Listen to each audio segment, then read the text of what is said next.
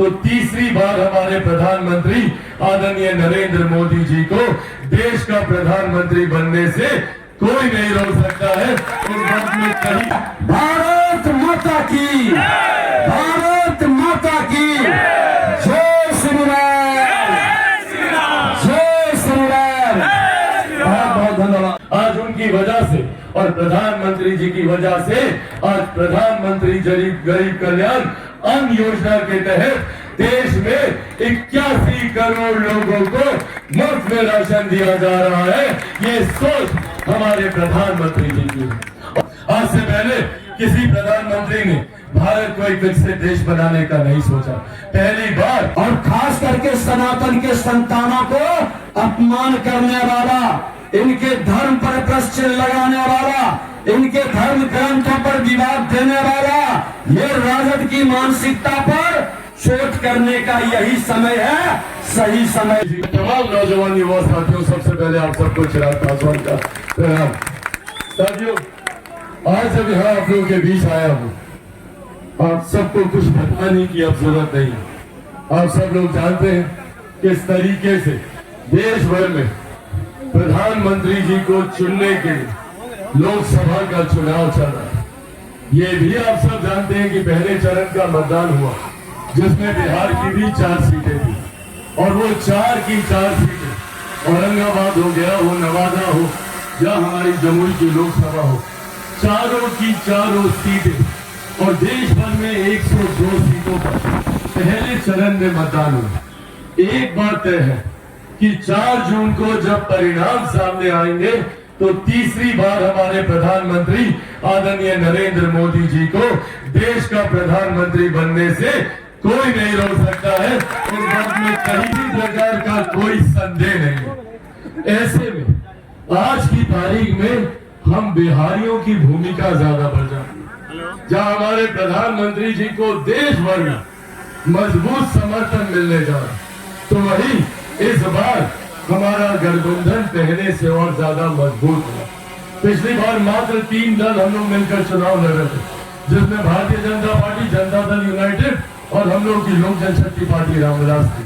अब 2 और मजबूत दल हम लोग के गठबंधन के साथ जुड़े। जहाँ एक तरफ आदरणीय जीतनराम मांझी जी की पार्टी जुड़ी है, तो वहीं दूसरी तरफ आदरणीय उपेंद्र कुशवाहा जी का भी मजबूत समर्थन इस बार हम लोग के गठबंधन को मिलने जा रहा है। तो ऐसे में जब पिछली बार 3 दल थे, तब हम लोग 40 में से 40 सीटें जीते, और अब जब 5 दल मिलकर हम लोग चुनाव लड़ रहे हैं, तो 40 की 40 सीटें जीतना है, इसमें कहीं कोई संदेह नहीं। पर साथियों, एक आग्रह है, जब 4 जून को जब ईवीएम मशीन खुले, ऐसे में हमारे प्रधानमंत्री जी का विश्वास हम बिहारियों पर और मजबूत होना चाहिए। उसके लिए हर प्रत्याशी का जीत का मार्जिन इतना बड़ा हो कि देखे तो उनका विश्वास हम बिहारियों पर और ज्यादा मजबूती से बढ़े। इस दिशा में अब हम लोग को कार्य करने की जरूरत है। साथियों, मैं जिनके लिए इस मंच पर मौजूद हूँ, मेरे भाई, मेरे अभिभावक, मेरे पिता, इनके लिए मुझे कुछ आप लोगों को कहने की जरूरत नहीं। जैसा मैंने कहा, उजियारपुर लोकसभा आज देश में, दुनिया में, जैसे मेरे नेता, मेरे पिता की वजह से हाजीपुर को दुनिया में लोग जानते थे। हाजीपुर का नाम मेरे पिता की वजह से, पिताजी का नाम Guinness book of world record में दर्ज कराने का काम हाजीपुर की लोकसभा ने किया, हाजीपुर की जनता ने किया। उसी तरीके से आज आप कहीं भी चले जाइए, उजियारपुर लोकसभा को जिस तरीके से आदरणीय नित्यानंद राय जी की वजह से जाना जा रहा है, आज राष्ट्रीय पटल पर जिस तरीके से आज उजियारपुर का नाम उभर कर आता है, एक मंत्री होने के बावजूद पिछले सालों में जिस तरीके से इन्होंने इतने बड़े मंत्रालय की जिम्मेदारी होने के बावजूद एक सांसद की भूमिका को जिस तरीके से इन्होंने निभाया, इन्होंने कभी इस बात का संकोच नहीं किया किसी दूसरे मंत्रालय में या दूसरे मंत्री के पास आप लोगों की समस्या का समाधान ढूंढने जाने को लेकर। जिस तरीके से तत्परता इनके भीतर रही कि कैसे विकास के कार्य को यहाँ पर गति दी जा सके, ऐसे में हम लोग भी कई बार इनसे सीखते हैं। एक वो तत्परता इतने बड़े मंत्री होने के बावजूद अपने क्षेत्र के विकास को लेकर, और ये वादा, ये विश्वास मैं आप लोगों को दिलाकर चाहता हूँ। मेरे नेता, मेरे पिता अगर आज जीवित होते तो यकीनन वो भी आज यहाँ पर खड़े होके अपने छोटे भाई के लिए यही सारी बातें कह रहे होते। पर आज मेरे नेता, मेरे पिता इस दुनिया में नहीं है। मेरा उत्तरदायित्व बनता है कि उनके कार्यों को मैं पूरा करूं, उनकी बातों को मैं आगे लेकर जाऊं। तो ऐसे में अगर वो होते तो जरूर यहाँ पर खुद वो कहते, पर आज उनका अंश होने के नाते ये वादा, ये विश्वास मैं आप लोगों को दिलाकर जाता हूं कि जैसे अभी तक इन्होंने कार्य किया है, एक बेटा बनकर हमेशा ये आप लोग के लिए कार्य करते रहेंगे। बस आप लोगों का मजबूत साथ, आप लोगों का मजबूत आशीर्वाद इनको ऐसे ही मिलता रहे और यही सच्ची श्रद्धांजलि मेरे नेता, मेरे पिता आदरणीय रामविलास पासवान जी के लिए होगी।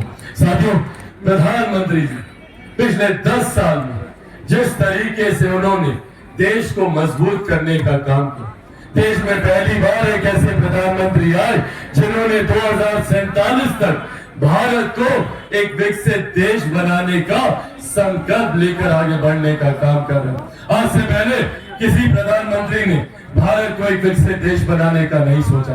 पहली बार 2047 तक जब देश एक विकसित देश बनेगा, उसकी नींव में भारत का हर एक राज्य एक विकसित राज्य बनेगा, भारत का हर एक जिला एक विकसित जिला बनेगा, बिहार का हर एक प्रखंड एक विकसित प्रखंड बनेगा, बिहार की हर एक पंचायत, बिहार का हर एक गांव एक विकसित गांव बनेगा। इस दिशा में हमारे प्रधानमंत्री जी ने कार्य करना शुरू किया।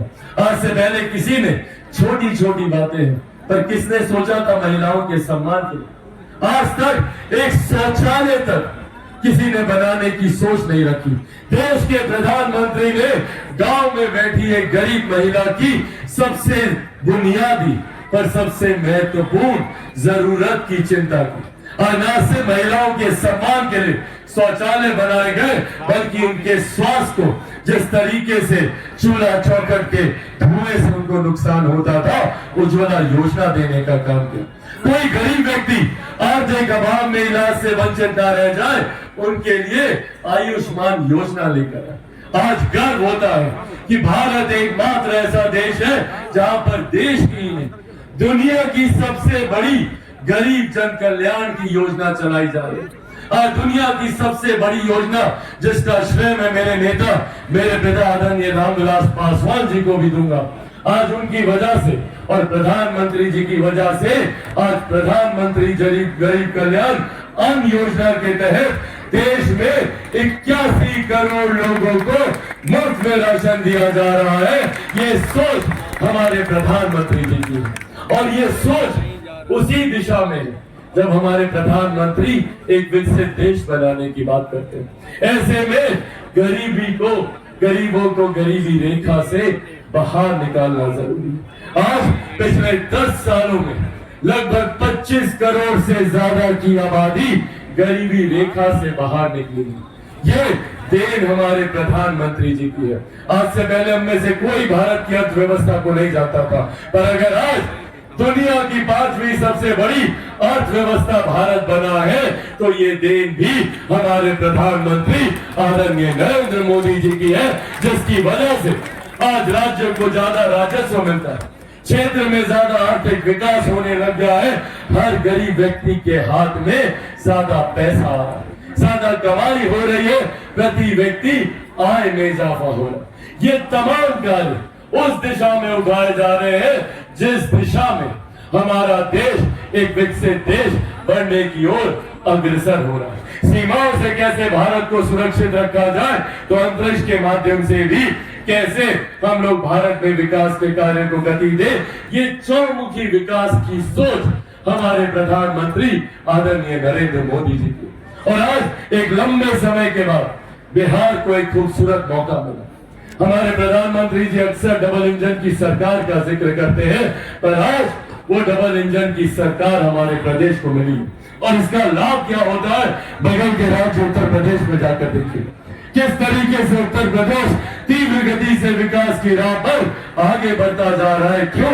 क्योंकि केंद्र की सोच वाली सरकार राज्य में भी है और आज वही सरकार जहाँ पे केंद्र में इसका नेतृत्व मेरे प्रधानमंत्री कर रहे हैं, तो वही बिहार में इसका नेतृत्व खूबसूरती से मेरे मुख्यमंत्री आदरणीय नीतीश कुमार जी कर रहे हैं, जिसका मजबूत समर्थन आदरणीय जीतन राम मांझी जी, आदरणीय उपेंद्र कुशवाहा जी और चिराग पासवान कर रहे हैं। साथियों, ये श्रृंखला इसी तरीके से कायम रहे, उसके लिए जरूरी है आज सही निर्णय लेना। आज जरूरी है ऐसे लोगों को चुनकर भारत की संसद में भेजना जो कल को जाकर प्रधानमंत्री जी के बगल में बैठकर आप लोगों के विकास के कार्यों को अंजाम तक पहुंचाएंगे, जैसे आदरणीय नित्यानंद राय जी आज तक पहुंचाते रहे। एक ऐसा सांसद आपका जो मुख्यमंत्री के बगल में बैठकर आपकी तमाम समस्याओं का समाधान करेंगे। अगर कोई ऐसा तो जो विपक्ष के हैं वो 5 साल तक से इसी बात कर होना होंगे कि हम लोग सुने नहीं, ये इसलिए आप आएंगे। अगर कोई केंद्र में बड़ी योजनाओं की बात करेगा तो कोई राज्य की बात करेगा। कौन है ये लोग भैया? ये वही लोग हैं जिनको केंद्र में 55 साल गठबंधन की सरकारों का कांग्रेस ने नेतृत्व किया। ये वही लोग हैं जिनके घटक दल बिहार में 15 साल तक शासन कर रहे। एक ही बिहार मुख्यमंत्री यहाँ आते गए, अब लोगों से विकास नहीं हुआ, अब लोगों से देश की गरीबी नहीं मिली। गरीबी हटाओ का नारा चाहता था। कुछ लोगों की मानसिकता सामाजिक समरसता को तोड़ने का था। अगर जो किसी ने बचाने का प्रयास किया तो देश के प्रधानमंत्री नरेंद्र मोदी जी और बिहार के मुख्यमंत्री नीतीश कुमार जी, यह सामाजिक समरसता को बरकरार रखने का।